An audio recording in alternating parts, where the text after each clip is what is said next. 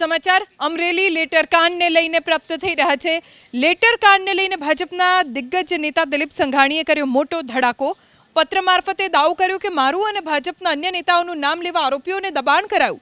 પોલીસના ઉચ્ચ અધિકારીઓ અથવા રાજકીય આગેવાનોએ આ પ્રવૃત્તિ કર્યાની આશંકા છે।